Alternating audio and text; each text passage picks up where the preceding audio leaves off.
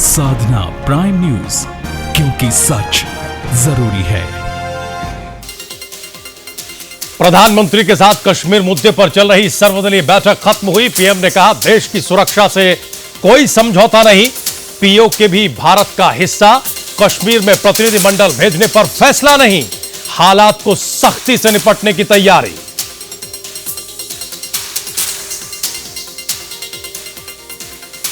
दिल्ली में बड़ी डीजल गाड़ियों से रोक हटी। 2000 सीसी से ऊपर की डीजल गाड़ियों पर सुप्रीम कोर्ट का बड़ा फैसला। बड़ी डीजल गाड़ियों को देना होगा 1% ग्रीन सेस।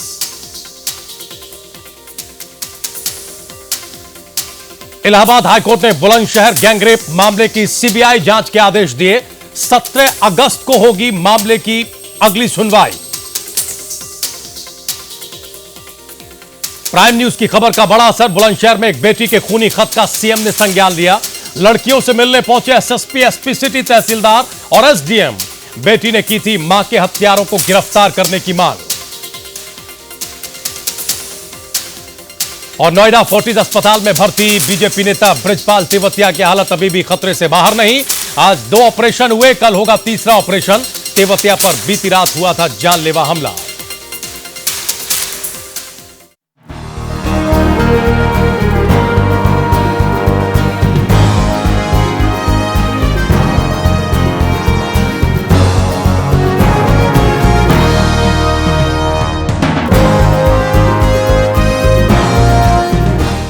नमस्कार, स्वागत है आप सभी का प्राइम न्यूज पर। मैं हूं राजीव रघुनंदन और वक्त प्राइम एजेंडा का है।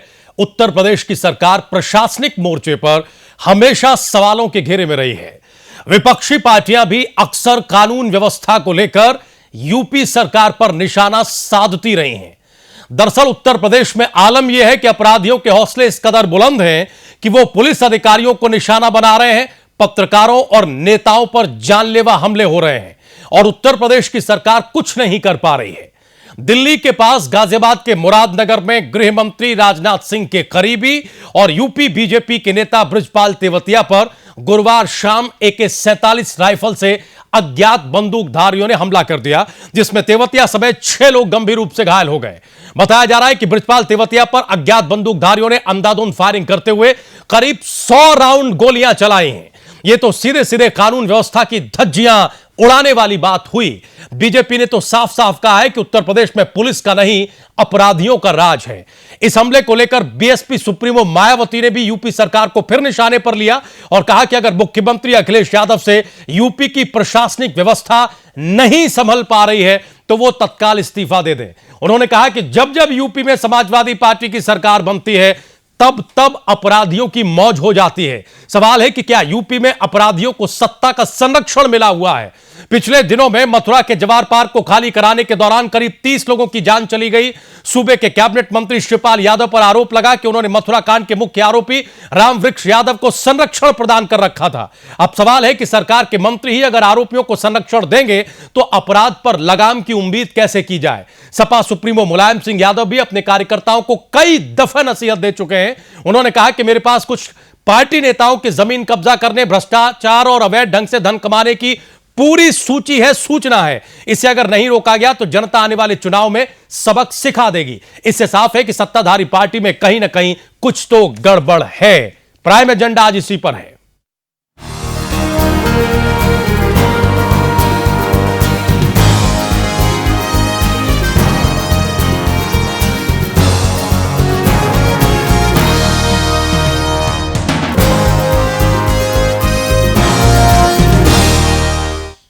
हम सबको यह पता है कि हाईकोर्ट ने, इलाहाबाद हाईकोर्ट ने कल यूपी सरकार को लेकर क्या टिप्पणी की और आज बुलंदशहर गैंगरेप की जांच इलाहाबाद हाईकोर्ट ने सीबीआई के हवाले कर दी। यानी जो सरकार को करना चाहिए उत्तर प्रदेश में वो हाईकोर्ट कर रहा है और पुलिस पस्त और अपराधी मस्त दिखाई देते हैं। कई खास मेहमान आज की इस डिबेट में हमारे साथ मौजूद हैं। स्टूडियो में हमारे साथ बहुत ही सम्मानित वरिष्ठ पत्रकार प्रदीप माथुर जी हैं। प्रदीप जी, आपका बहुत बहुत स्वागत है।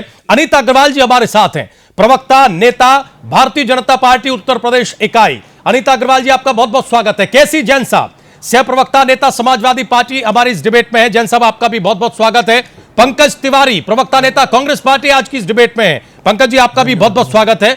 और सामाजिक कार्यकर्ता नूतन ठाकुर आज की इस डिबेट में है। नूतन जी, आपका भी बहुत बहुत स्वागत है। प्रदीप माथुर जी, पहला सवाल आपसे, ये क्या हो रहा है सर उत्तर प्रदेश में? हम किसी भी लिहाज से देख लें, माना यह जा रहा था कि चलो कम से कम चुनाव का दबाव होगा और चुनाव के दबाव में ही सही इस 1 साल में या इन 6 महीनों में जो कानून व्यवस्था है वो मजबूत होगी, अच्छी होगी। बुलंदशहर की घटना से एक संकेत भी मिला था, मुख्यमंत्री ने जिस तरीके से कड़ाई दिखाई थी, लेकिन यहां तो खुलेआम अपराधी पुलिस को चुनौती दे रहे हैं, सिस्टम को धता बता रहे हैं।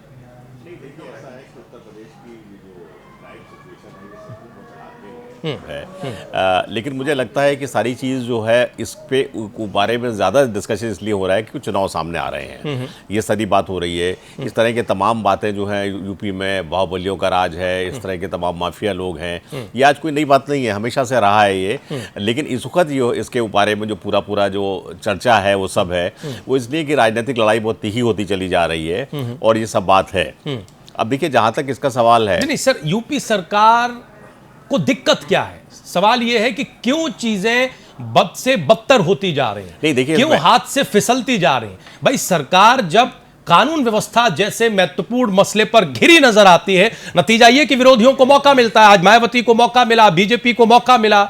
इनके साथ दिक्कत क्या है? क्यों बार बार यही आरोप लग रहा है कि साहब जब इनकी सरकार आती है अपराधियों के हौसले बढ़ जाते हैं? नतीजा ऐसी घटनाओं के तौर पर सामने आता है। हाईकोर्ट को इंटरवीन करना पड़ा। हाईकोर्ट ने कल बड़ी तल्ख टिप्पणी की सरकार के बारे में और कहा कि उत्तर प्रदेश में ऐसा लगता है कि महिलाएं सुरक्षित नहीं हैं, महफूज नहीं हैं। आज खुद हाईकोर्ट ने संज्ञान लेकर सीबीआई जांच बुलंदशहर गैंगरेप मामले की सौंपी सीबीआई को। ये स्थिति है। नहीं देखिए, सीधी सी समस्या ये है कि अखिलेश सरकार जो है अपराधियों के खिलाफ उन्होंने एक्शन लेने में बहुत देर करी। मतलब अब ये जरूर लग रहा है कि ये लोग जो अपराधियों के खिलाफ एक वो कर रहे हैं, लेकिन शुरू में सरकार ने इनको बहुत ढील दी, मतलब बहुत ज्यादा दी, और उसी का नतीजा अब सामने आ रहा है। तो अब ये वाली जो स्थिति है इनके ऊपर, इनको संभालने में बहुत दिक्कत हो रही है। इनको शुरू से जब से आए थे सत्ता में तभी से इनको जो है जो भी अपराधी तत्व थे उनके ऊपर जो है कड़ी एक लगाम लगानी चाहिए थी। यानी शुरुआत में ढील दे दी, अब कड़ाई करने का फायदा क्या? फायदा नहीं है। यानी अब वो लगाम नहीं लगा पा रहे हैं, जो स्थिति है। हमारे साथ केसी जैन साहब सर जुड़ चुके हैं। एक बार चलते हैं शुरुआती टिप्पणी के लिए। केसी जैन साहब, क्या हो रहा है उत्तर प्रदेश में?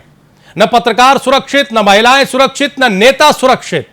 उम्मीद यह हो रही थी, अपेक्षा यह थी कि कम से कम चुनावी साल में कुछ बेहतर होगा, लेकिन स्थिति बद से बदतर नजर आ रही है।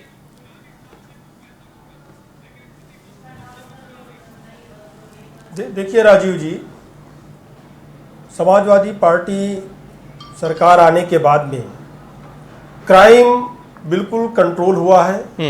और जो आप बात कर रहे हैं कि ग्राफ बड़ा है या चुराई वर्ष है, बुलंदशहर की घटना क्राइम कंट्रोल का ही तो उदाहरण है। पार्टी के तेवतिया पर हमला क्राइम कंट्रोल का ही तो उदाहरण है। राजू जी, आप बात सुन लीजिए ना। नहीं तो आप बात सही कहिए ना, बात सही कहिए तभी तो अच्छी लगेगी।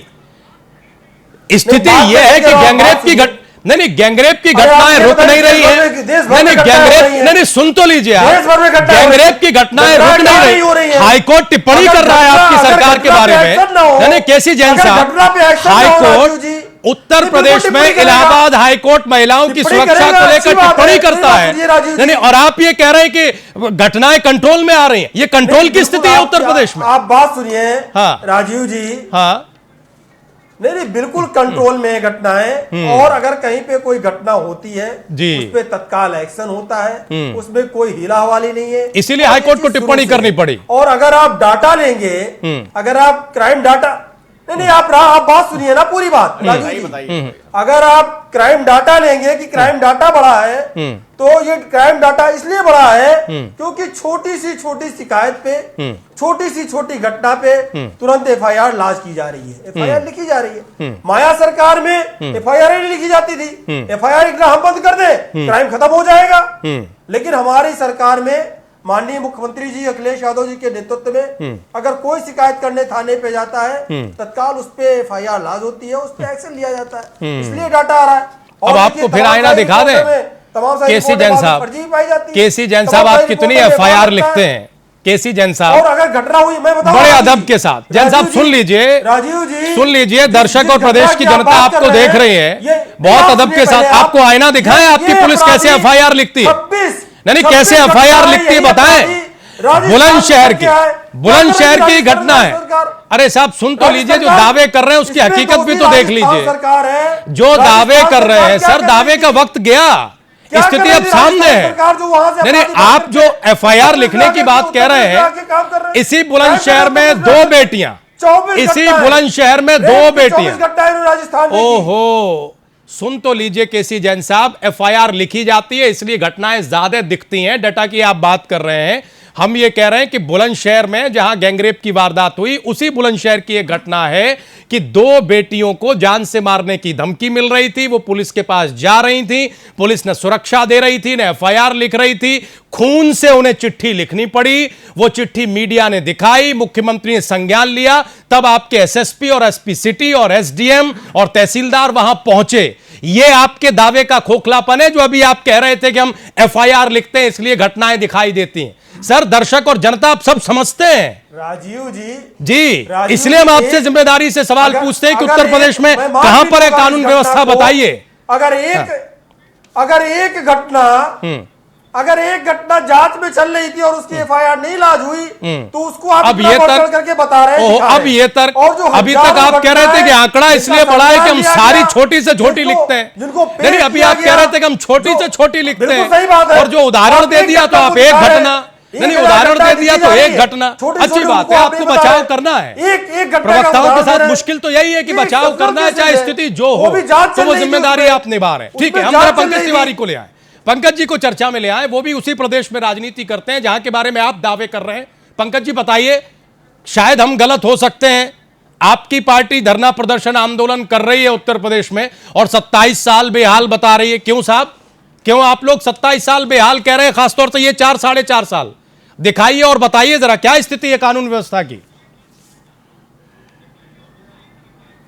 राजीव जी, पूरे उत्तर प्रदेश में जंगल राज कायम है। उत्तर प्रदेश में सरकार नाम की कोई चीज का एहसास उत्तर प्रदेश की जनता नहीं कर पा रही है कि समाजवादी पार्टी की 4 साल की सरकार में 161% गंभीर अपराध बढ़े हैं उत्तर प्रदेश के अंदर। नहीं, वो तो इसलिए बढ़े कि छोटे से छोटा अपराध लिखा जाता है। साथी कह रहे हैं, नहीं पंकज जी ना, वो बात नहीं मानेंगे। वो तो इसलिए बढ़े हैं कि छोटे से छोटे अपराध की एफआईआर लिखी जाती है। जैन साहब कह रहे हैं अभी। राजीव जी, छोटे नहीं, गंभीर अपराध तक थाने में नहीं लिखे जा रहे हैं। तब उत्तर प्रदेश में 161% अपराधों में करीब 170% के आसपास बढ़ोतरी हुई है। उसका केवल एक कारण है कि जैसे कहते हैं कि उत्तर प्रदेश में बहुत विकास हुआ, तो मैं सपा के साथी से कहना चाहता हूं, उत्तर प्रदेश में विकास जरूर हुआ है, लेकिन या तो सफाई का विकास हुआ है या उत्तर प्रदेश में अपराध का विकास हुआ है। इटावा मैनपुरी एटा में चले जाइए तो एक पकड़ धंधा चलता है, उसका विकास हुआ है। उसका एक बहुत बड़ा कारण है कि इस पूरी सरकार में मुख्यमंत्री कोई नहीं है, जिलों में मुख्यमंत्री हैं कि 5-7 जिलों के परिवार का ये मुख्यमंत्री है, दूसरे 5-7 जिलों का ये मुखिया। तो पूरे परिवार ने उत्तर प्रदेश को कई जोन में बांट के अलग अलग जोन के मुख्यमंत्री बने बैठे हुए हैं। अभी एक घटना चल रही थी बुलंदशहर के पास, एक अलीगढ़ कहाँ की थी, उसके एसएसपी ने कहा, एक एफआईआर लिखाने जब फरियादी गया तो उसने कहा कि जाओ तुमको जो करना हो कर लो, मैं मुख्यमंत्री का खास हूं। और जब वो सीओ के पास जाते तो कहता था मैं शिवपाल यादव का खास हूं। तो एसएसपी की बात वहां का सीओ मानने के लिए तैयार नहीं था। इसीलिए तो खास नतीजे हमारे सामने, जब उत्तर प्रदेश, इसीलिए तो खास किस्म के नतीजे हमारे सामने दिखाई दे रहे हैं ना। इस प्रकार की परिस्थिति होगी। ठीक है, अनीता अग्रवाल को जोड़ते हैं, इससे पहले कि हम नूतन ठाकुर के पास जाएं, क्योंकि उत्तर प्रदेश में सरकार नहीं है। ठीक है पंकज जी, उत्तर प्रदेश में राष्ट्रपति शासन, उत्तर प्रदेश में इलाहाबाद हाईकोर्ट की इस टिप्पणी को नजरअंदाज नहीं किया जा सकता। मीडिया लाख चिल्लाता रहे और राजनीतिक दल लाख आरोप प्रत्यारोप करते रहे, पार्टियां या सरकारें उन्हें बर्दाश्त कर लेती हैं, उन सबको झूठा करार दे देती हैं, जैसे अभी दिया जा रहा है। लेकिन हाईकोर्ट की टिप्पणी को उम्मीद ये की जानी चाहिए कि कोई भी राजनीतिक दल, पंकज जी आ रहे हैं सर, आ रहे हैं, कोई भी राजनीतिक दल और खासतौर से सत्ताधारी पार्टी उसे झुठला नहीं सकती, उसे असंवेदनशीलता से नहीं ले सकती, उसे अगंभीरता से नहीं ले सकती। अनीता अग्रवाल के पास आएंगे। अनीता अग्रवाल साहब, जब स्थिति यह है जो जैन साहब बता रहे हैं, तो जरा बताइए कि हाईकोर्ट को यह क्यों कहना पड़ा कि उत्तर प्रदेश में महिलाएं सुरक्षित नहीं है?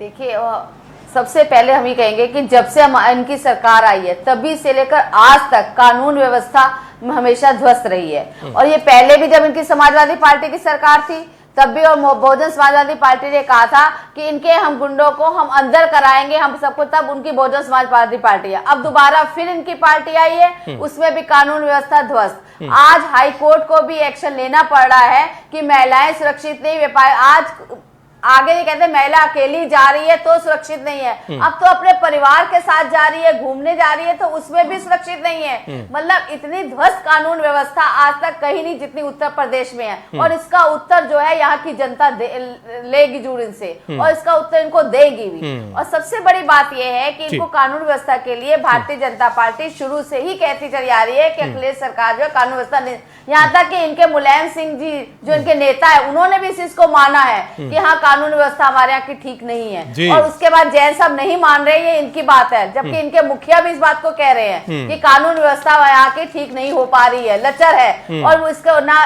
कोई इकबाल नहीं है सरकार का इकबाल जो है उत्तर प्रदेश की जनता को दिख ही नहीं रहा कि कहाँ सरकार है। सरकार चल भी रही है, जंगल राज हो रहा है, आज कोई भी सुरक्षित नहीं है।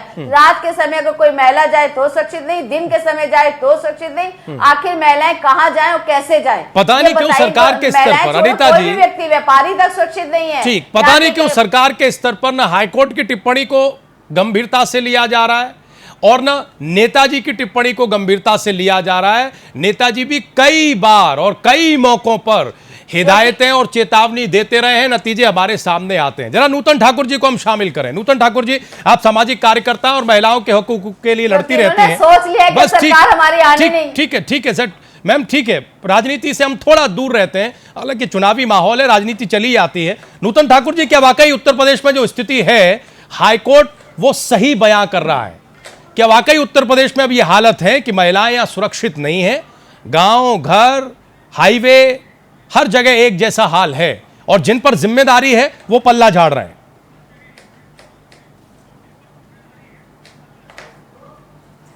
देखिए, बिल्कुल मैं कहूंगी कि महिलाएं क्यों, समाज का हर वर्ग जो बाहर निकलता है, जिस तरह से अपराध बढ़ रहे हैं तो असुरक्षित हर व्यक्ति महसूस करता है और महिलाएं भी उससे अलग नहीं है। यह है कि महिलाओं के साथ जो अपराध होते हैं वो कई बार अलग तरह के होते हैं। उनके साथ, पुरुषों के साथ मारपीट, कत्ल होता, महिलाओं के साथ रेप होता और उसके बाद हत्या हो जाती है।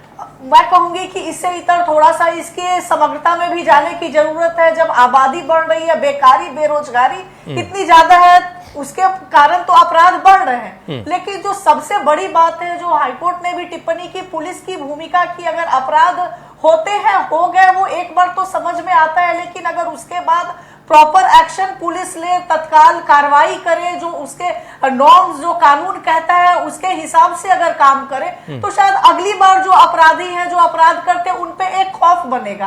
अभी होता क्या, जैसे उदाहरण के तौर पे बुलंदशहर की ही घटना को ले लीजिए। हाईकोर्ट ने जब पूरी रिपोर्ट मंगाई तो FIR दर्ज हो गई। जो CRPC कहता है कि रेप विक्टिम है तो उसकी मेडिकल किस तरीके से होनी चाहिए, उसके बयान होने चाहिए, कोई भी चीज कोर्ट में सही तरीके से प्रोड्यूस नहीं की गई, जिसका नतीजा ये मैं कहूंगी कि पुलिस के लिए शर्म की बात है कि वो एक अपराध का सही से विवेचना भी नहीं कर पाती कि हाई कोर्ट को संज्ञान लेते हुए उसको CBI को हैंडओवर करना पड़ा केस। तमाम ऐसे मामले हैं जहां कोर्ट ने ये कहा, तो सरकार की जिम्मेदारी है कि अगर इस तरह की बात आती है तो उनके अधिकारी जो है, जिनका ये दायित्व है, वो प्रॉपर अपनी भूमिका निभाएं, सही तरीके से काम करें। जाहिरा तौर पे अगर अधिकारी कहीं चूक करते हैं तो वो, जैसे उत्तर प्रदेश में अभी वर्तमान में जो स्थिति है, अगर आप FIR कराने चले जाइए, केसी जैन साहब कह रहे थे कि छोटे छोटे FIR दर्ज होते हैं, इसीलिए क्राइम रेट ज्यादा दिखते हैं। मैं कहूंगी यहाँ तो अपराध, अगर बुलंदशहर की ही घटना को ले लीजिए तो रेप जैसे मामले में जो शुरू में पुलिस FIR दर्ज कर रही, तो जिन धाराओं में दर्ज FIR हुई, छुपाने की कोशिश की रेप की घटना को, तो इसी समझ में आता कि अगर जब आप इतने संगीन अपराध की भी अगर प्रॉपर FIR दर्ज नहीं करेंगे तो ऐसे अपराधी तो खुलेआम घूमेंगे, वो आए दिन अपराध करेंगे। और वो हो रहा है, आप FIR प्रॉपर धारा, नूतन जी, वो हो रहा है, वो करेंगे और होंगे नहीं, वो हो रहा है उत्तर प्रदेश में। ये जो पूरी तस्वीर है वो उसी हो रहा की वजह से सामने आ रही है। जी जी बिल्कुल।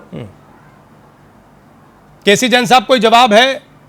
3-4 तर्क निकलकर सामने आए। पंकज तिवारी ने कहा कि भाई ये 3-4 जिलों में जो एक व्यवस्था है आपकी, उस वजह से है। यहां माथुर साहब ये कह रहे थे कि आपको शुरू से जो लगाम रखनी चाहिए थी, लगानी चाहिए थी, वो आप लगा नहीं पाए। अब जो करने की कोशिश कर रहे हैं उसका कोई नतीजा नहीं निकल रहा है। और एफआईआर को लेकर जैन साहब जो आपकी दलील है, वो अनीता जी हो या नूतन जी हो, आप खुद ही सुन रहे हैं क्या स्थिति है। आपकी दलील अपनी तरफ है और उनका तर्क अपनी तरफ है। नहीं, एफआईआर लिखना तो बहुत मुश्किल है। देखिए जहाँ तक नूतन जी की बात है, नूतन जी एक समाज सेवी हैं और वो जो बात रखेंगी एक तर्कसंगत रखेंगी। और बाकी जो हमारे विपक्षी दल है उनका काम है सरकार को घेरना, और सरकार को घेरने का वो काम कर रहे हैं।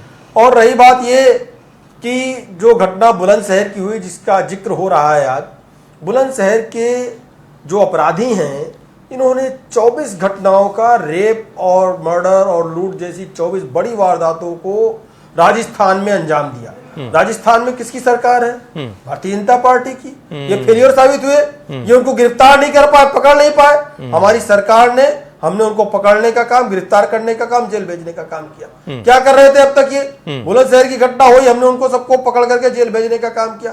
भारतीय जनता पार्टी सो रही राजस्थान में, इनके अपराधी लगातार अपराध कर रहे हैं और उसके बाद में आरोप बढ़ रहे हैं दूसरे पर। अगर ये वहां गिरफ्तार हो जाते पहली, दूसरी, तीसरी, चौथी, पांचवी घटना पे, तो ये यहाँ तक क्यों पहुंचते?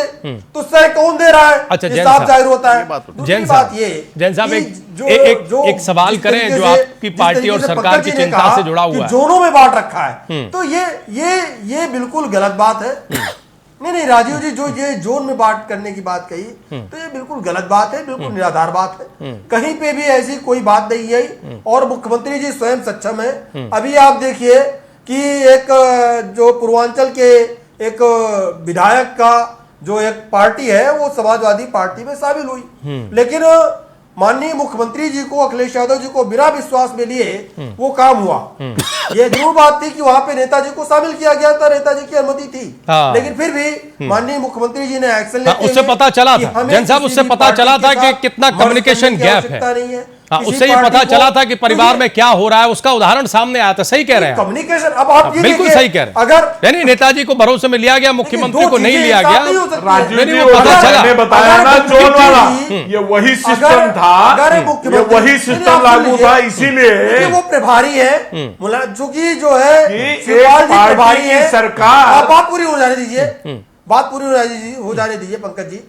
देखिए वो प्रभारी है, इसलिए उनको अधिकार है इस तरीके का, लेकिन मुख्यमंत्री जी को विश्वास में नहीं लिया गया। मुख्यमंत्री जी नहीं चाहते थे बिल्कुल ठीक बात, हम किसी पार्टी को अपनी पार्टी में शामिल करें। मुख्यमंत्री जी का साफ स्पष्ट कहने था कि हम अपने विकास के आधार पर जनता के बीच में। अनीता जी 1 मिनट, पंकज जी आएंगे। अनीता जी 1 मिनट, पंकज जी आएंगे। नहीं सही कह रहे हैं, देखिए अब सही बोल रहे हैं केसी जैन साहब, अब बिल्कुल सही कह रहे हैं। नहीं बिल्कुल सही कह रहे हैं, लेकिन जैन साहब आपको अंदाजा है कि 4 मुख्यमंत्री है, 5 मुख्यमंत्री है। ठीक जैन साहब, आपको अंदाजा है कि यही जो दिक्कत है जिसका अभी आप जिक्र कर रहे हैं, और आप बिल्कुल सही कह रहे हैं कि मुख्यमंत्री को विश्वास में नहीं लिया गया, हालांकि नेताजी को विश्वास में लिया गया था, जिसे हम कम्युनिकेशन गैप कह रहे हैं, जो आप मानने को तैयार नहीं है।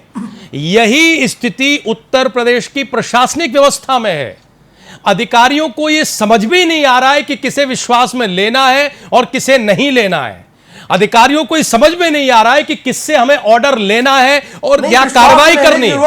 इसी वजह से तो ये स्थिति, बिल्कुल सही कह रहे हैं मुख्यमंत्री जी।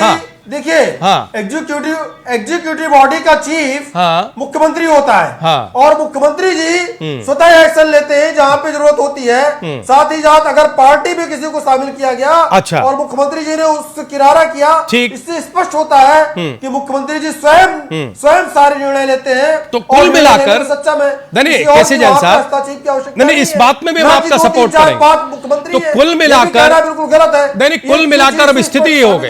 पंकज जी, हम समझ रहे हैं कि आप बोलना चाहते हैं, अनीता जी भी बोलना चाहती हैं, हम जरा माथुर जी को भी शामिल करना चाहते हैं, लेकिन चूंकि आज स्वीकारोक्ति के मूड में है हमारे केसी जैन साहब, इसलिए बातचीत थोड़ी अच्छी हो रही है। और अच्छा है, चुनावों के दौरान में पार्टियों को स्वीकारोक्ति और मंथन चिंतन करना ही पड़ता है, करना ही चाहिए।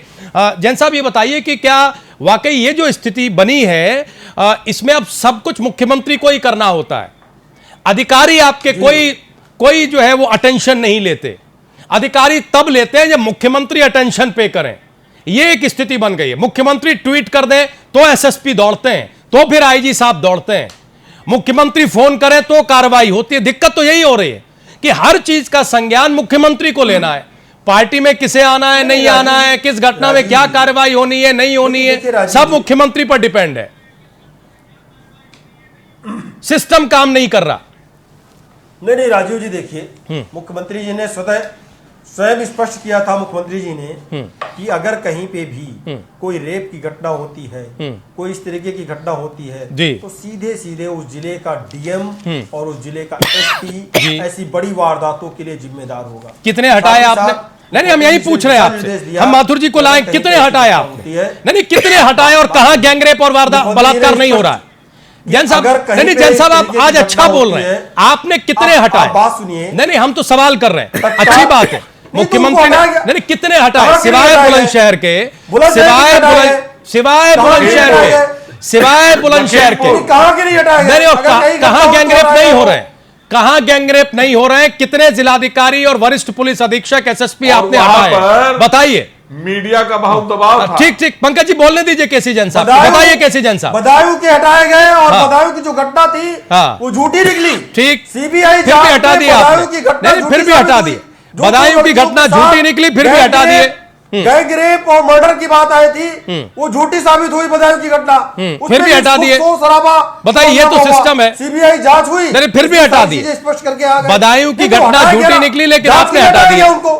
उनको दोषी मार के हटाया गया, उसमें एफआईआर लिखी गई। अच्छा, बदायूं और बुलंदशहर के अलावा बता दीजिए। राजीव जी, बदायूं और बुलंदशहर के अलावा बता दीजिए। अगर कोई एफआईआर लिखी गई, कहां के नहीं हटाए गए? नहीं, बदायूं और बुलंदशहर के अलावा बता दीजिए कहां के हटाए गए गैंगरेप और रेप के मामले में? वहां पे तत्काल एक्शन लिया गया और बड़ा से कब लिया गया? कब लिया गया एक्शन? जब मुख्यमंत्री को ट्वीट करना पड़ा और मुख्यमंत्री ने कहा कि 24 घंटे में हमें इन आरोपियों की गिरफ्तारी चाहिए। वही तो हम सवाल कर रहे हैं कि उत्तर प्रदेश में सिस्टम काम नहीं कर रहा है। उत्तर प्रदेश में सिस्टम काम नहीं कर रहा है सर। उत्तर प्रदेश में इंडिविजुअल काम कर रहा है। उत्तर प्रदेश में मुख्यमंत्री जिन घटनाओं पर संज्ञान लेते हैं उन पर कार्रवाई होती है। फास्ट ट्रैक कोर्ट में अब माथुर जी को आने दीजिए चर्चा में। सर क्या यही हालात है? अब सुन लीजिए जैन साहब, सुन लीजिए। देखिए जैन साहब, सुन लीजिए। बात सुनने से पता लग जाता है कि कितनी व्यवहारिक है, कितनी सच है और कितनी झूठ है। आप जो सच बात कह रहे थे, जो दर्शकों को सुनने में सच लग रही थी, हम उसका समर्थन कर रहे हैं। लेकिन अब जो दुविधा की स्थिति है, उसका भी आपको समर्थन करना चाहिए। माथुर साहब, क्या वाकई यही स्थिति है कि सब कुछ मुख्यमंत्री पर है? मुख्यमंत्री मीडिया में खबर देख लें, टेलीफोन कर दें, ट्वीट कर दें तो अधिकारी हरकत में, वरना पूरा का पूरा प्रशासन सोया पड़ा है। नतीजा इन वारदातों के तौर पर हमारे सामने है, चाहे वो तेवतिया पर हमला हो, बुलंदशहर की घटना हो, 2 बेटियों का मामला हो, लखनऊ का मामला हो, पूरे प्रदेश में क्राइम की घटनाएं भरी पड़ी हैं। नहीं, देखिए ऐसा है कि जैन साहब की ये बात तो बिल्कुल ठीक नहीं है कि एफआईआर जो है लिखी जा रही है और हर एक छोटे छोटे बात पे लिखी जा रही है। ये तो बात कोई भी समझ सकता है कि एफआईआर लिखना जो है बहुत मुश्किल काम है और आसानी से नहीं लिखी जाती है एफआईआर। उसके लिए आपको प्रभाव भी करना पड़ता है, सब कुछ करना पड़ता है। मैं समझता हूँ कि अगर सरकार जो है इस स्टेज पे भी अगर मान लीजिए क्राइम पे एक इफेक्टिव कंट्रोल चाहती है, उनको रोकना चाहती है, सशक्त कानून रहना चाहती है, उनको ये करना चाहिए कि एफआईआर जो है ऑनलाइन दी जाए। की है इन्होंने सर। ऑनलाइन आप एफआईआर देते हैं, विज्ञापनों में तो हम वो तस्वीर भी देखते हैं, लेकिन वो कारगर कहाँ हो रही है? अगर आप ऑनलाइन एफआईआर का काम कर दें, या अभी भी आप कर सकते हैं, अभी भी आपको 5-6 महीने की आपकी सरकार है, तो मैं समझता हूं कि ये जो एफआईआर लिखने की बात हो जाएगी।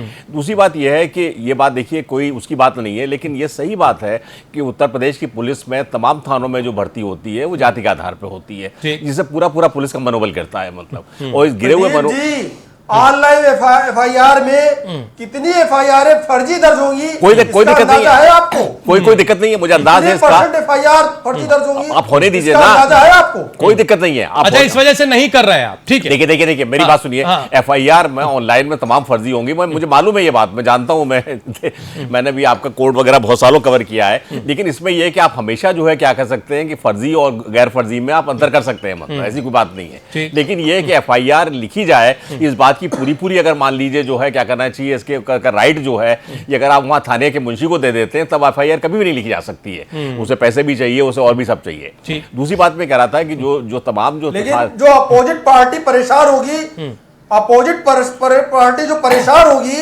एफआईआर जिसके नाम लिखी जाएगी, उसको उसको जो सजा मिलेगी अपोजिट पार्टी की परेशानी की चिंता ज्यादा है। वो अप्रोच बताता है। जज साहब, एफआईआर से सजा थोड़ी होती है, एफआईआर के बाद बस आएंगे नूतन जी आएंगे, जब फर्जी एफआईआर है तो बिल्कुल चिंता होनी चाहिए। ठीक है निधि करिए, चिंता करिए, लेकिन जो हो रहा है सर उसकी तो पहले करिए। जो एफआईआर की तादाद में जो पीड़ित हैं, एफआईआर लिखी नहीं जाती या लिख गई तो कार्रवाई नहीं होती, उसकी तो चिंता करिए। इस पर चिंतन मनन अध्ययन सब करिए। लिखी जा रही है। हाँ, मैं आपको बता, अरे नूतन जी बैठी है बगल में, पूछ लीजिए। कोर्ट का वकील भी माथुर साहब बता रहे हैं, अनीता जी बता रही है, पंकज जी बता रहे हैं कितनी लिखी जा रही है।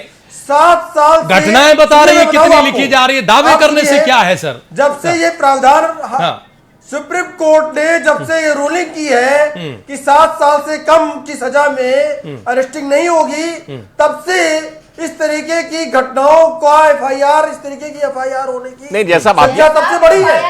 सबसे बड़ी है संख्या। बस नूतन जी आ रहे हैं। अब देखिए तर्क अपनी जगह है। वो इसलिए कि गंभीर धाराओं में मुकदमा कायम होगा तो एक्शन होगा, उसकी अरेस्टिंग हो, इसलिए भी बख्शीजन ऐसा कराते हैं। एफआईआर से एक्शन थोड़ी होता है। ये चीज अनीता जी बहुत अच्छे से जानती है। ये भी वकील है, ये इसको स्वीकार करें या न स्वीकार करें, मैंने अच्छी ये बात व्यवहारिक चीज है। जैन साहब अभी आप कह रहे थे ना कि नूतन जी सामाजिक कार्यकर्ता है, अच्छी बात कर रहे हैं, अच्छी बात करेंगे। नूतन जी कुछ बोलना चाहती है, सुन लेते हैं अनीता जी। केसी जैन साहब की बात पर नूतन जी कुछ रिएक्ट करना चाहती है, सुन लेते हैं। बताइए नूतन जी क्या कह रहे हैं। देखिए मैं जैन साहब की बात पे 2 बातें कहूंगी। एक तो आई कि ऑनलाइन एफआईआर की व्यवस्था है, तो यह भी समझने की जरूरत है कि एफआईआर जो ऑनलाइन व्यवस्था है वो किन चीजों को लेके है। अगर आपका कोई सामान खो जाता है या कुछ जो छोटी मोटी चीजें हैं जिसपे पुलिस को बहुत मेहनत की जरूरत नहीं है, उसके लिए आप ऑनलाइन, वो भी सब जगह नहीं है, कुछ जगह पे व्यवस्था है, आप सूचित करते हैं। लेकिन जो हीनियस क्राइम है, ऐसे मामलों में ऑनलाइन एफआईआर की एक तो कोई व्यवस्था नहीं है। दूसरी बात जो हो रही कि अगर ये व्यवस्था कर दी जाए तो फर्जी एफआईआर दर्ज होने की बात आएगी, तो वो तो तमाम मामले में आज भी फर्जी एफआईआर दर्ज होते हैं। एक्चुअल जहां घटना होती वहां भले ना दर्ज हो, लेकिन अगर कोई भी प्रभावशाली व्यक्ति किसी के खिलाफ चाह ले तो उनको व्यक्ति भी मिल जाते हैं और गलत घटना को भी सही बड़े आसानी से पुलिस भी साबित करती है और एफआईआर दर्ज होते हैं। अगर पुलिस प्रॉपर सही विवेचना करे, जहां बात आ रही एफआईआर दर्ज करना तो मात्र अपराध होने की सूचना देना है, वही तो मैं कह रहा था, वो पुलिस की है, वो सही इन्वेस्टिगेशन करे। आज अब इलेक्ट्रॉनिक्स का जमाना है, तमाम इलेक्ट्रॉनिक साक्ष्य एविडेंसेस अगर इकट्ठे करें तो एक फर्जी फंसाने की जो लोगों को कोशिश होती है उस पे अंकुश लगेगा। दूसरा, कोई हैरेसमेंट भी नहीं होगा अगर पुलिस निष्पक्ष होती तो। एफआईआर दर्ज करना मात्र किसी का उत्पीड़न नहीं है। और जो कई बार आई कि सीबीआई ने, एक केसी जैन जी ने कहा कि बदायूं केस में सीबीआई ने चार्जशीट दी, तो केवल अगर कोई जांच एजेंसी चार्जशीट देती है उससे ये अभी नहीं साबित हो जाता कि वो घटना असली थी या नकली थी। अभी भी कोर्ट में वो मामला चल रहा है और जब तक न्यायालय इस चीज को नहीं डिटो करती कि ये गलत घटना थी या जो रिपोर्ट लिखाई गई कोई इस तरह की घटना नहीं घटी थी, तब तक केवल सीबीआई रिपोर्ट के आधार पर यह कहना कि वो झूठी घटना थी, मैं किसी तरह से इसे सही नहीं कहूंगी। लेकिन मैं ये कहना चाहता हूं नूतन जी, क्योंकि मेरे ख्याल से एडवोकेट हैं, मैं ये कहना चाहता हूं कि जो फर्जी एफआईआर की बात जो है इसलिए नहीं वो है कि जैसा आपका एफिडेविट फर्जी होने पे जो सजा का प्रावधान होता है वो आप एफआईआर में भी कर सकते हैं कि आपने अगर फर्जी एफआईआर दी है तो आपके खिलाफ एक्शन होगा। मतलब तो फर्जी एफआईआर प्रॉब्लम नहीं, प्रॉब्लम ये कि एफआईआर आप लिख ही नहीं सकते, क्योंकि वहां थाने में जाकर के लिखवाना जो बहुत बड़ी काम दिक्कत है जी। अब केसी जैन साहब असल सवाल पर आते हैं, जो असल सवाल आपको मानना भी चाहिए। मान लीजिए कि असल में उत्तर प्रदेश में कानून व्यवस्था आपके हाथ से निकल गई। बेटा पानी पिलाइए। नहीं, बिल्कुल ऐसा नहीं है राजीव जी। देखिए सब कुछ चुस्त दुरुस्त है, ठीक ठाक है। और जो घटनाएं होंगी, नहीं आप सुनिए, आप 2, 4, 5 घटनाओं को अगर आप 1000 की संख्या में जिक्र करेंगे तो ये भी गलत है। 2, 4, 5 घटनाएं, रिपोर्ट को मैंने उसी का एग्जाम्पल दिया आपको। पीसीओ प्राइम एजेंडा हम कानून व्यवस्था पर कर चुके हैं सर। इतना हल्ला हुआ, इतना शोर शराबा हुआ, इतना शोर शराबा हुआ, बाद में निकला क्या? बाद में क्या निकला? सारे टीवी चैनल, सारी मीडिया, सारे विपक्षी जन, अच्छा मथुरा में क्या निकला? सारी कांग्रेस, सारे कितने हितैषी हो गए थे। अच्छा मथुरा में क्या निकला सर? आप एक बदायूं को पकड़कर बैठे हैं, एक बदायूं को पकड़कर बैठे, मथुरा में क्या निकला? बुलंदशहर में क्या निकला? लखनऊ की लखीमपुर खीरी में 2 महिलाओं के साथ बलात्कार हुआ था, क्या निकला? में तो भी जांच ही चल रही है। बागपत में गैंगरेप हुआ, क्या निकला? मथुरा में तो सवाल ये कि नहीं, सवाल ये कि घटनाएं जघन्य है, महिलाओं के प्रति होने वाला अपराध जघन्य है, और वो अपराध आपकी सरकार और पुलिस से काबू में नहीं आ रहा है। एक बदायूं की घटना का आप जिक्र करते हैं। 300 एकड़ जमीन हमने मुक्त कराने का काम किया। वो किसकी वजह से घिरी थी? 300 एकड़ किसकी वजह से घिरी थी? किसके संरक्षण में घेरी गई थी? सरकार ने मुक्त कराने। अरे कमाल की बात कर रहे हैं आप। नहीं, जवाहर बाग पर कब्जा किसके संरक्षण में हुआ? जवाहर बाग पर 2-3 साल तक एक आदमी गैर कानूनी तरीके से बैठा रहा। ये किसके प्रशासन की चूक थी? नहीं, किसके प्रशासन की चूक थी? ये अजीब बात कर रहे हैं केसी जैन साहब। जिस बात की जिम्मेदारी आपको लेनी चाहिए आप उस बात पर क्रेडिट ले रहे हैं। नहीं, और वो जमीन मुक्त कराने में, वो जमीन मुक्त कराने में हमारे पुलिस के कितने बहादुर सिपाही और बाकी लोग मौत के घाट उतरे, इसकी चिंता कौन करेगा? इसलिए वहां पे एक्शन नहीं लिया गया। हद है। नहीं, वो तो आपने जब किया जब हाईकोर्ट का ऑर्डर वही चीज मैं कह रहा हूं हाँ। कि वहां पे ये स्थिति थी, वहां पे स्थिति बन गई थी नहीं, आप लोगों ने बनाई थी, आप लोगों की नाकामियों ने बनाई थी वो स्थिति। बच्चे और औरतें, पंकज तिवारी जी, आशंका थी। पंकज तिवारी जी, क्या वाकई नाकामी नहीं थी? नहीं, बिल्कुल नाकामी थी, बिल्कुल ना। आपकी इंटेलिजेंस फेल्यूर थी, 15-20 दिन आपकी इंटेलिजेंस फेल्यूर थी। कलेक्ट्रेट के ठीक बगल में, कलेक्ट्रेट के ठीक बगल में 3 साल तक दिल्ली में रामदेव जी ने भी यही किया था। तो दिल्ली में क्या उस तरह की हिंसा हुई? क्या रामदेव ने, क्या बाबा रामदेव ने रामलीला मैदान कब्जा लिया था? क्या 3 साल तक बाबा रामदेव का धरना प्रदर्शन वहां चला? कैसी दलील दे रहे हैं आप? बिल्कुल कब्जा ही लिया था। हाँ। अगर लाठीचार्ज उसी का अनुसरण, उसी का अनुसरण आप कर रहे थे। 3 साल तक आपकी सरकार लाठी नहीं चलवा पाई थी। हाईकोर्ट का ऑर्डर आया तो आपको विवश होना पड़ा लाठी चलाने के लिए। पंकज तिवारी ज्यादा कैजुअलिटी हो सकती थी। नहीं, दरअसल यही एटीट्यूड है उत्तर प्रदेश में, जिससे ज्यादा कैजुअलिटी हो सकती थी। नहीं हो, कितनी कैजुअलिटी हुई फिर? पंकज तिवारी जी, ये एटीट्यूड जिम्मेदार है उत्तर प्रदेश में इस तरह की स्थिति के लिए? उत्तर प्रदेश में नहीं, बिल्कुल उत्तर प्रदेश की सरकार बिल्कुल अपना इकबाल खत्म कर चुकी है। और मैंने जैसे पिछली उसमें कहा कि उत्तर प्रदेश में मुख्यमंत्री नाम की कोई चीज नहीं है।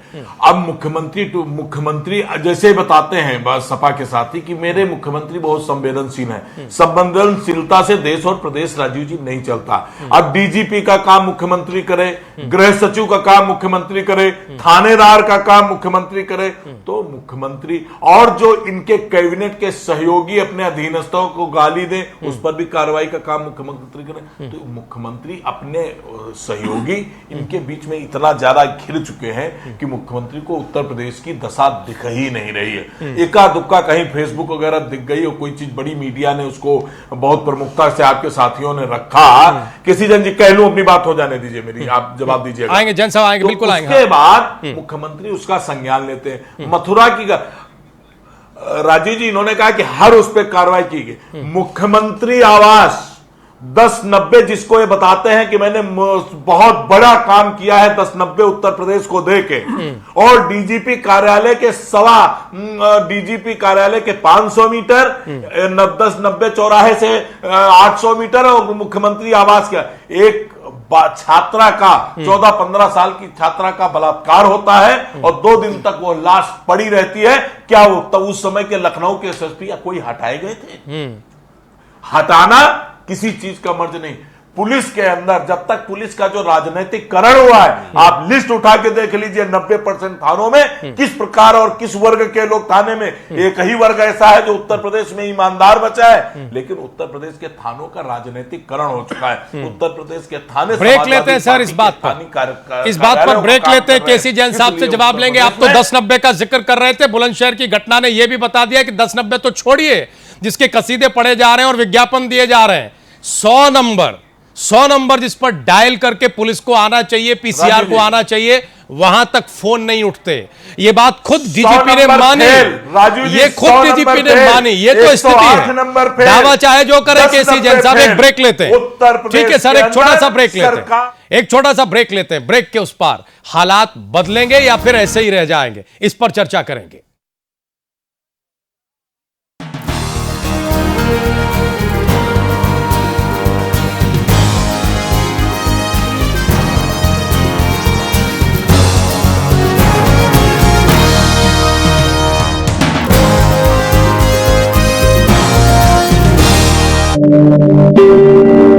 भारत में लगभग 3 करोड़ दिव्यांगजन हैं,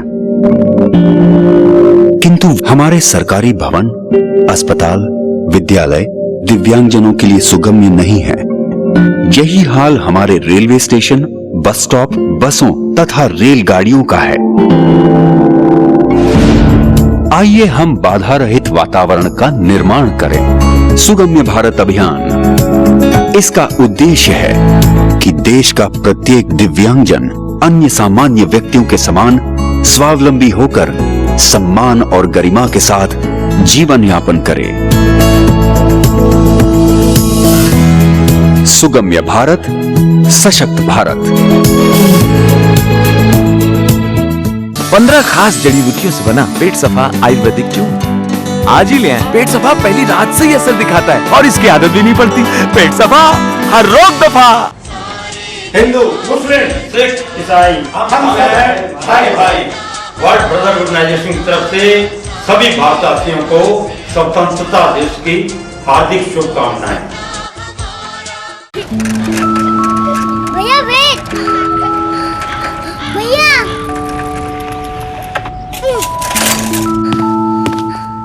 तूने मेरा वेट नहीं किया ना? वेट ही तो कर रहा हूँ। टीवी साथ साथ देखने में ही मजा आता है ना? अब अपने Airtel HD set top box पर पेन ड्राइव लगाएं और लाइव टीवी रिकॉर्ड या पॉज करें। पाएं एक 8 GB पेन ड्राइव हर नए HD कनेक्शन के साथ। मिस्ड कॉल दीजिए 76780 पर। 15 खास जड़ी बूटियों से बना पेट सफा आयुर्वेदिक चूर्ण आज ही ले आएं। पेट सफा पहली रात से ही असर दिखाता है और इसकी आदत भी नहीं पड़ती। पेट सफा, हर रोग दफा।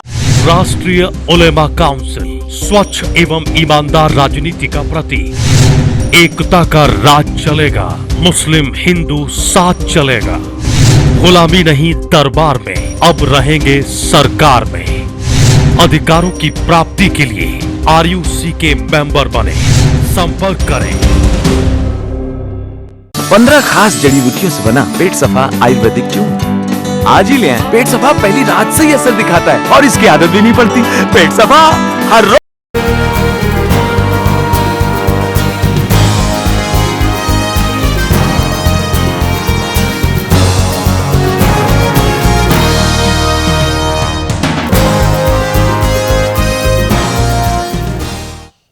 ब्रेक के बाद एक बार फिर से आप सभी का स्वागत है। प्राइम एजेंडा देख रहे हैं आप, और प्राइम एजेंडा में हम ये समझने की कोशिश कर रहे हैं कि कानून व्यवस्था को लेकर बदतर होते हालात क्या चुनावी साल में भी बेहतर होंगे या फिर जो होगा वो चुनाव के बाद ही होगा। अभी तक की स्थिति तो कम से कम यही है। कई खास मेहमान, एक बड़ा पैनल हमारे साथ मौजूद हैं। हम सीधे जरा अनीता अग्रवाल जी के पास जाएंगे। अनीता अग्रवाल जी, ईमानदारी से बताइएगा, कोई होप है या नहीं है राजनीति और चुनाव से थोड़ा दूर हटके, मुख्यमंत्री की कोशिशों को ही देखते हुए क्या कोई अप्रिसिएशन है इनके लिए?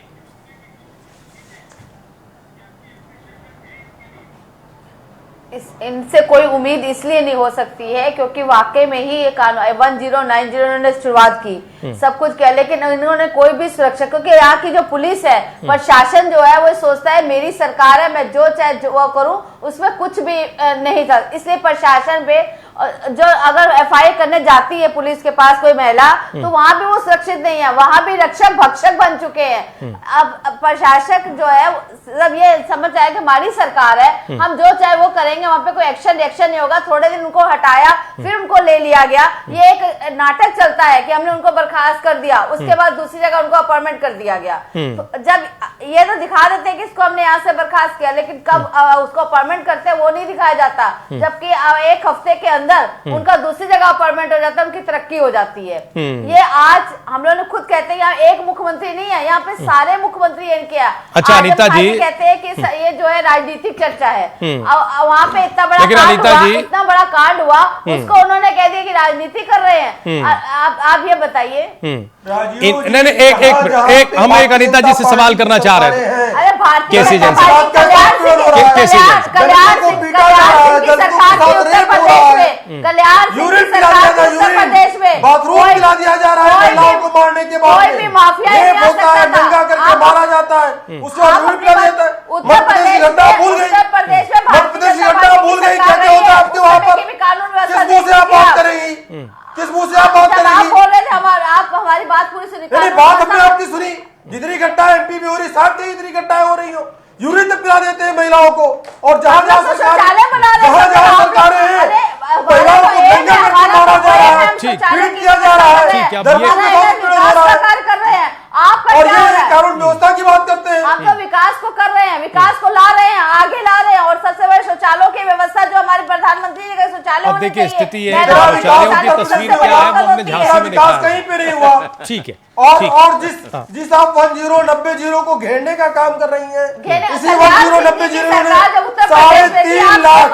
3.5 लाख कॉल्स का जो है, अच्छा ठीक है, फोन पे किया। अब यही थमिए, आरोप प्रत्यारोप पे थमिए, थोड़ा होप उम्मीद की तरफ बढ़िए। ठीक है, जरा नूतन जी को ले आए। लेकिन अगर 3.5 लाख महिलाओं को जो लाभ मिला है, उसकी आपको सराहना करनी चाहिए। बसपा से ठीक है, नूतन जी को ले आए। हम चलते हैं जनाब, इस बार एक एक करके। जैन साहब, आरती जी, जनता की अदालत में आपको पता लगे। ठीक, अब जरा नूतन जी को ले आते हैं। जैन साहब जरा नूतन जी को ले आते हैं। जो चीज प्रदीप बहादुर जी FIR ऑनलाइन के लिए कह रहे थे, हाँ, लगभग वही व्यवस्था 1090 के अंतर्गत है। हाँ, उसमें नहीं होता है। पता नहीं क्या क्या व्यवस्थाएं हैं, पता नहीं क्या क्या व्यवस्थाएं हैं केसी जैन साहब, महिलाओं की, लेकिन उन व्यवस्थाओं की बदहाली ही हमें तो ज्यादा सामने आती दिखाई देती है। अब नूतन ठाकुर जी को ले आए। नूतन जी, कोई होप, उम्मीद, चुनाव और राजनीति तो होते रहते हैं, लेकिन सवाल यह है कि सुरक्षा तो हो, प्रदेश में लोग या महिलाएं सुरक्षित तो हों। क्या सब कुछ हाथ से फिसल गया है या नहीं, अभी भी उम्मीद बाकी है? ठीक है, प्रशासन सख्त होगा, मुख्यमंत्री और संज्ञान लेंगे और चीजें उतनी खराब नहीं होंगी। यह हम उम्मीद करने की स्थिति में है भी या नहीं है? नूतन ठाकुर जी। जी देखिए राजीव जी, मैं कहूंगी कि ये उम्मीद मुझे लगता है तभी की जा सकती है जब आप पुलिस को स्वतंत्र होकर अपना काम करने देंगे। जब तक कि पुलिस के ऊपर जो भी सत्ताधारी पार्टी होती है उनका दबाव रहता है और उनके अनुसार पुलिस काम करेगी, तो कभी भी जो आम जनता है, जो जिसके लिए पुलिस बनी है, उसे पुलिस से न्याय नहीं मिल पाएगा। जरूरत है कि तमाम बार सुप्रीम कोर्ट ने भी जो कहे गाइडलाइंस दिए, पुलिस को फ्रीडम हो कि वो निष्पक्ष होकर काम करे, व्यक्ति विशेष को देखते हुए, उसके हित को देखते हुए काम नहीं करे। अच्छा नूतन जी, एक सवाल के अनुसार काम करे। अगर गरीब पुलिस की निष्पक्षता दोष भी है तो आप पकड़ के नहीं, नूतन जी बस यही जैन साहब भिड़िए मत, देखिए जैन साहब भिड़िए मत, हम तो एक सवाल ले रहे हैं नूतन जी से।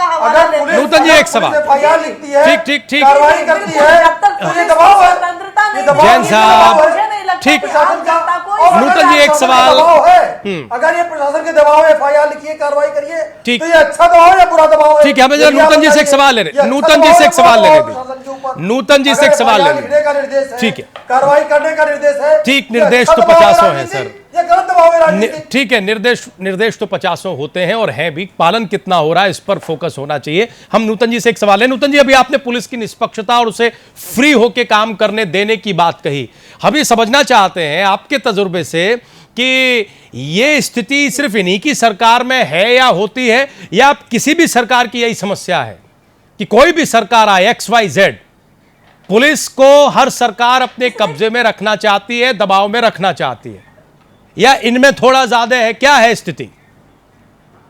जी जी बिल्कुल, ये देखिए राजीव जी, मैं कहूंगी ये इसी सरकार की नहीं, जो भी सरकार आती है, चूंकि पुलिस एक ऐसी एजेंसी है जिसके पास त्वरित कार्रवाई करने का अधिकार होता है। वो आज चाहे किसी भी व्यक्ति को पहले तो जेल पकड़े, जेल में बंद कर दे किसी धारा में, उसके बाद वो जस्टिफाई करते रहिए।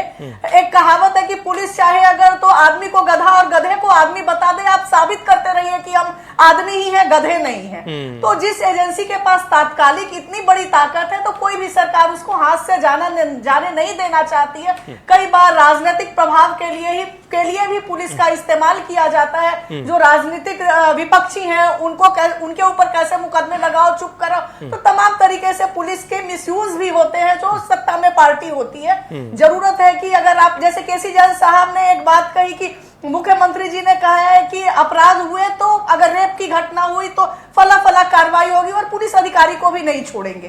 अगर ये हो कि आप अगर घटना हो गई, आप उसका निस्तारण कैसे करते, प्रॉपर सही एक्शन लिया नहीं लिया, सही अपराधी को पकड़ा नहीं पकड़ा, तब तो कुछ बदलाव देखने को मिलेगा। अभी हो क्या रहा है कि उसके डर के मारे आप मुकदमा ही दर्ज नहीं करिए, छोटी धारा में दर्ज कर दीजिए, तो अपराधियों का मनोबल बढ़ता है। जरूरत इस चीज की है कि पुलिस को की जो काम है, एक तो फोर्स में कमी है, इन्वेस्टिगेशन पार्ट है, उसको सेपरेट करके उसको फ्रीडम होनी चाहिए, तो शायद जो वाकई में और जो पुलिस रिफॉर्म के सवाल है वो एक सरकार नहीं हर सरकार के सामने है। तब तो आम जनता को राहत ठीक मैम, मिलेगी। ठीक। हम जरा एक उभरना कमेंट बड़ा मुश्किल एक जरा दिखता है पंकज जी ऐसी और एक सिचुएशन हम जरा माथुर जी से एक कमेंट लें। पंकज जी, होप है कोई या नहीं है? हम तो सीधा एक सवाल कर रहे हैं, या ये जो कुछ हो रहा है ये सिर्फ सियासी मुफीद होने का एक इशारा है कि चूंकि सरकार की नाकामी है इसलिए इसका जितना फायदा उठा सकते हो उठा लो? जब उत्तर प्रदेश की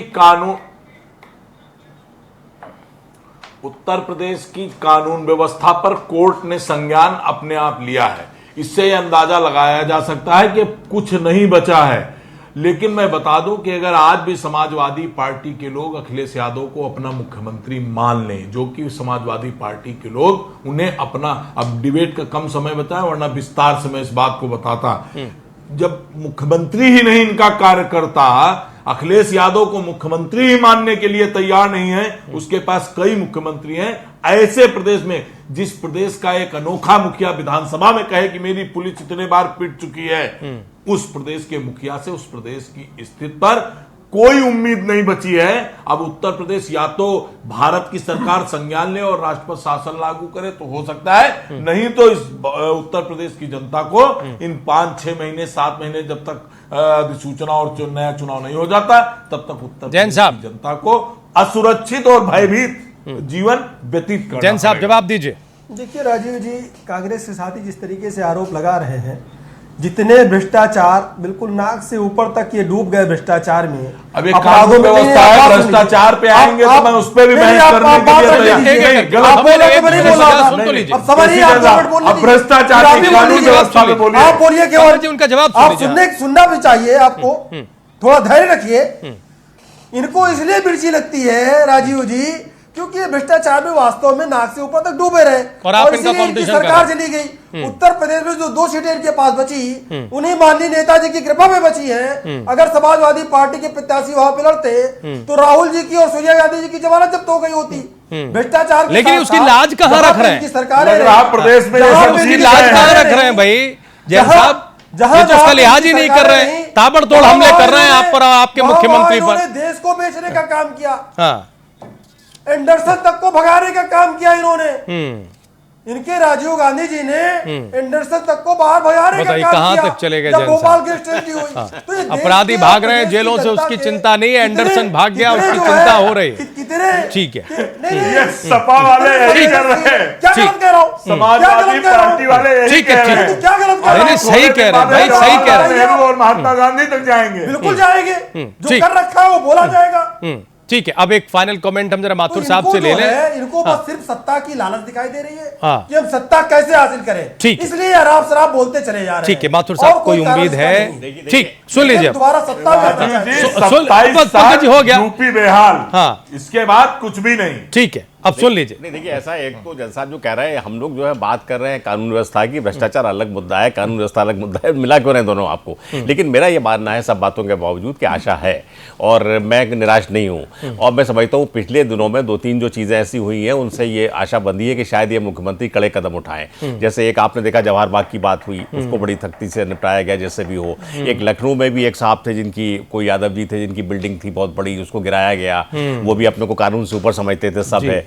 मैं समझता हूं कि अभी भी समय है, अगर अखिलेश यादव जो है पुलिस को एक फ्री हैंड दें और उनसे कहें कि बिना किसी भेदभाव के और बिना किसी पॉलिटिकल कंसिडरेशन के देश की और जो प्रदेश की जो कानून व्यवस्था है इस पर पकड़ बनाई जाए, तो मैं समझता हूं अभी ये हो सकता है, अभी कोई आशा नहीं गई है। और मैं यहाँ पर एक ये भी कहना चाहूंगा कि जब हम लोग इसमें बात करें तो 1-2 बातों का और ध्यान रखें। एक तो हमें जो अपराध की जो सामाजिक पृष्ठभूमि है या समाजशास्त्रीय पृष्ठभूमि, उस पर भी ध्यान रखना चाहिए हमें कि क्यों हो रहे हैं, कैसा क्या कारण है, सब है। और दूसरे उत्तर प्रदेश को जो है, क्योंकि मैं उत्तर प्रदेश से आता हूं, तो मैं ये भी चाहता हूं कि जब आप इसको कर रहे हैं तो और तुलनात्मक अध्ययन भी करें कि और राज्यों में क्या हो रहा है, कैसे हो रहा है, और उसके बारे में एक गंभीर डिबेट हो, ना कि इस तरह का डिबेट जो कि क्या कहना चाहिए पॉलिटिकली मोटिव। अच्छा सुझाव है सर आपका, हम आने वाले दिनों में एक बड़ी और गंभीर डिबेट करेंगे हर एक आंकड़े और तुलनात्मक अध्ययन के साथ।